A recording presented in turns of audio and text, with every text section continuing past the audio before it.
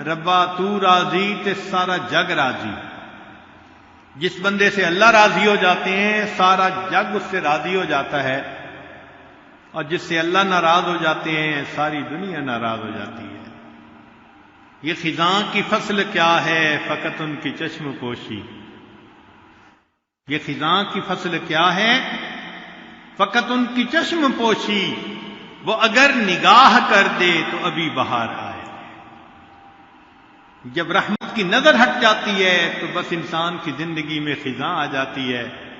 جب اللہ کی رحمت کی نظر ہو جاتی ہے تو زندگی میں بہار آ جاتی ہے. دنیا کہتی ہے او جی دریا میں رہنا مگر مچھ سے بیر. اس کا مطلب کیا کہ اگر دریا میں رہنا ہو تو مگر مچھ کے ساتھ بیر اچھا نہیں ہوتا. تو بھئی دنیا میں رہنا اور دنیا کے بنانے والے سے بیر، یہ کیسے ہو سکتا ہے؟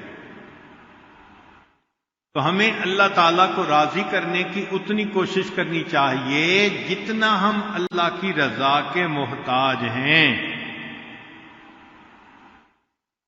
جب اللہ تعالیٰ کسی بندے سے خفا ہوتے ہیں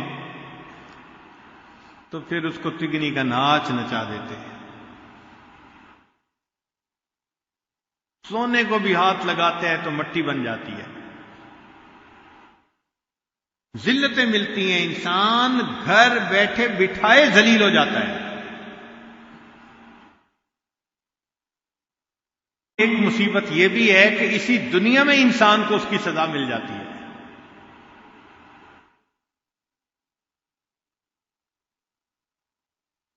ایک فرسٹ کلاس گزیٹڈ آفیسر کا واقعہ ذرا سنا دو بات مکمل کرنے سے پہلے.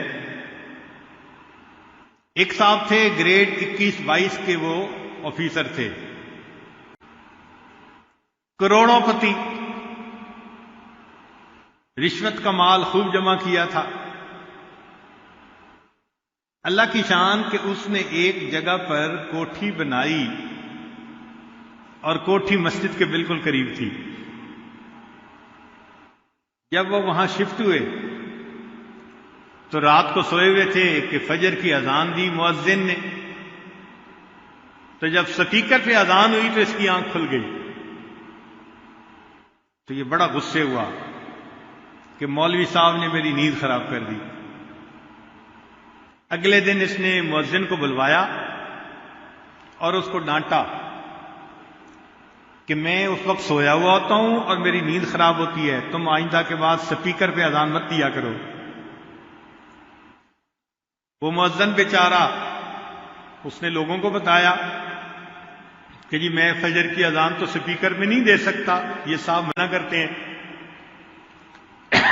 محلے کے جو بوڑھے تھے انہوں نے کہا کہ بھائی مسلمانوں کا ملک ہے، ہم بوڑھے لوگ تو گھڑی سے وقت بھی نہیں دیکھ سکتے، ہم تو اذان کے انتظار میں ہوتے ہیں کہ اذان آئے تو ہم مسجد پہنچیں. تو میاں آپ اذان دو، ان کو بتا دو کہ اگر ان کو بری لگتی ہے تو یہ گھر کہیں اور بنا لیں، مسجد کے ساتھ گھر کیوں بنایا. اگلے دن مؤذن نے پھر اذان دی، بڑا غصہ آیا. اسی وقت اٹھ کے یہ بندہ مسجد میں آیا اور اس نے آ کے مؤذن کو ایک تھپڑ لگایا. تجھے میں نے کہا تھا کہ تو نے اذان نہیں دینی سپیکر پہ، تو نے کیوں اذان دی، میری نیند خراب کر دی. بس اس کا یہ تکبر تھا کہ اللہ تعالیٰ کی اس پر پکڑ آ گئی. کیا ہوا کہ چند دنوں کے بعد اس پر فالج کا اٹیک ہوا اور اس کے دونوں ہاتھ یوں سینے کے ساتھ لگ گئے. جب دونوں ہاتھ سینے کے ساتھ لگ گئے تو دفتر والوں نے چھٹی، نوکری سے نکال دیا. بہت پیسہ خرچ کیا مگر ٹھیک نہ ہوا. گھر آ گیا. اب اللہ تعالیٰ کی شان کہ تھوڑے دنوں کے بعد سیکنڈ اٹیک ہوا اور اس کے جو نیچے کی ٹانگیں تھیں نا وہ بھی ساتھ لگ گئی. دونوں ہاتھ دونوں ٹانگوں پہ پھالے، یہ گوشت کا لوتھڑا، زندہ لاش. بیوی خدمت کرتی، بچے خدمت کرتے، مگر اس کا مزاج تو شاہانہ تھا نا، افسرانہ مزاج تھا۔ ذرا ذرا سی بات پہ دوسرے کو گالیاں نکالنا، ڈانٹنا، یہ روز کا معمول تھا۔ گھر میں بھی یہی سلسلہ کہ بیوی سے ذرا کسی چیز کے لانے میں دیر ہوئی تو گالیاں نکالنی شروع کر دی۔ اب بیوی بھی پریشان، بچے بھی پریشان۔ اس نے ایک دن کہا بھی صحیح کہ دیکھیں ہم 24 گھنٹے آپ کی خدمت میں لگے رہتے ہیں اور آپ پھر مجھے بچوں کے سامنے گالیاں نکالتے ہیں، ذلیل کرتے ہیں، تو آپ ایسا نہ کیا کریں۔ اس نے اور گالیاں نکالی۔ جب گالیاں نکالی تو بیوی کو غصہ آیا، اس نے بچوں کو لیا اور لے کے وہ میکے چلی گئی۔ اکیلا پڑا ہوا ہے۔ اب اس نے اپنے بھائی کو پیغام بھیجا کہ بھائی بیوی مجھے چھوڑ کے چلی گئی ہے، آپ آئیں اور مجھے اپنے گھر لے جائیں، تو آپ بھائی ہیں میری خدمت کریں۔ بھائی آیا اور ان کو گھر لے گیا۔ اب وہاں بھابھی اور بچوں نے اس کو خدمت شروع کر دی، مگر اس کا ان کے ساتھ بھی وہی رویہ، ذرا ذرا سی بات پہ ڈانٹ ڈپٹ، غصہ۔ تو ایک دن بھائی نے سمجھایا کہ بھائی میرے بیوی بچے تیرا اتنا خیال کر رہے ہیں اور اتنی خدمت کر رہے ہیں، تو ان کے ساتھ بجائے اس کے کہ محبت کا سلوک کرے، الٹا ان کو تو ڈانٹ ڈپٹ کرتا ہے۔ اس نے بھائی کو بھی ڈانٹنا شروع کر دیا، تو زن مرید بن گیا اور یہ ہو گیا اور وہ ہو گیا۔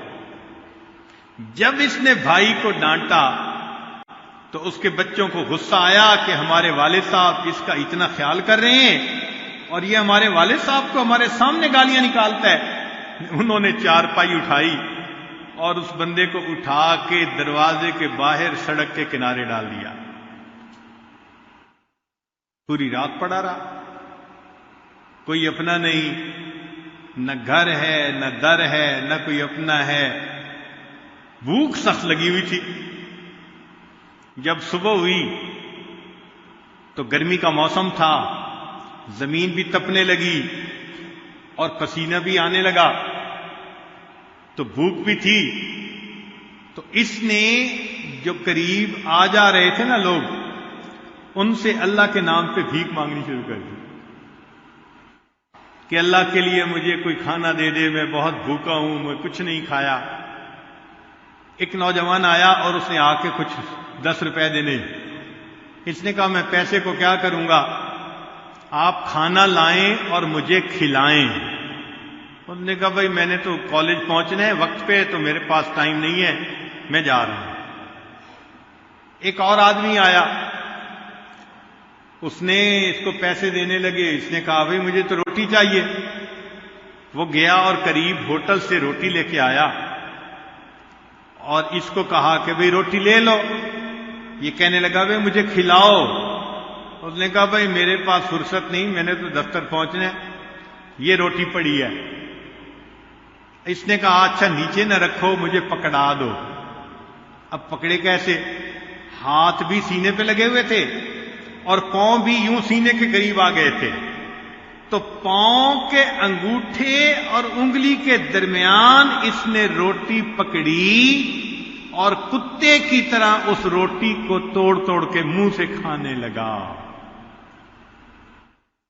جس کو مال کا اتنا نشہ تھا کہ اذان کے آنے سے اس کی نیند کھل جاتی تھی، اور وہ کہتا تھا کہ تم نے کیوں اذان دی سپیکر پر، آج اس کی یہ حالت ہے کہ اللہ کے نام پہ وہ بھیک مانگ کے کھا رہا ہے اور کتے کی طرح پاؤں میں روٹی کو پکڑ کے منہ سے نوچ نوچ کے کھایا جا رہا ہے۔